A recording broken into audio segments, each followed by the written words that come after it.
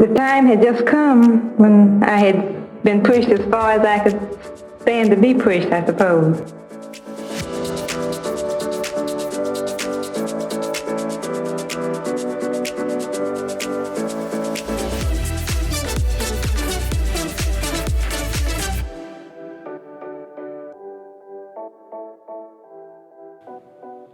We live in extraordinary times. The global community is more connected than ever. That connection has led to deeper understanding and unity among individuals and nations. But just as often, close connections are seen as a threat by those who do not like diversity. Fear-mongering against connection has led to increased war, injustice, and repression. The feeling that everything is falling apart can be overwhelming. It's tempting to look away from the pain. So how do we respond to the violence we see in our neighborhoods around the world? We won't end violence just by telling people not to use violence. Telling people to be peaceful, but not attending to the harm they have experienced is careless. Nonviolence means being involved in the hard work of making positive change. It's not a matter of advising from a comfortable position. Historical peace church groups like the Mennonites have tried to provide alternatives to violence.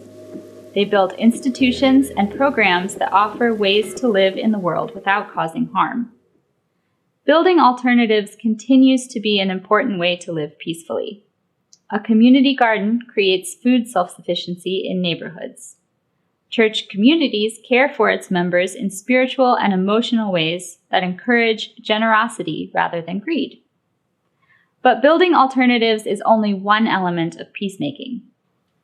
Our peace witness calls us to disrupt the harm that our society heaps on our neighbors at home and around the world. With the love of Jesus in your heart, know that you stand in a long line of people called to comfort the afflicted and afflict the comfortable.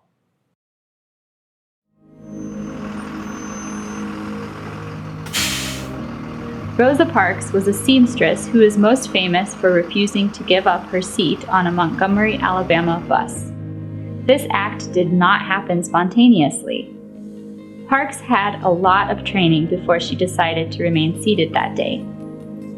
Since the 1940s, she had been working with others to address injustices, including confronting the sexual violence facing Black women and girls. God may be calling you to take action too.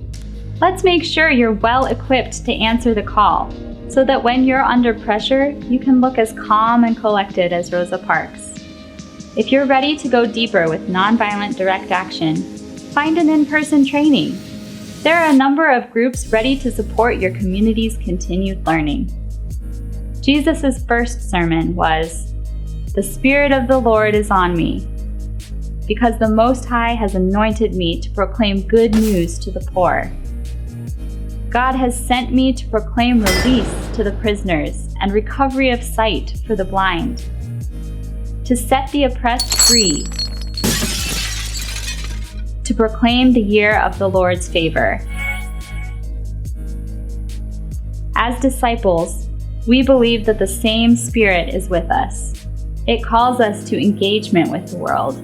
It calls us to seek peace for all people.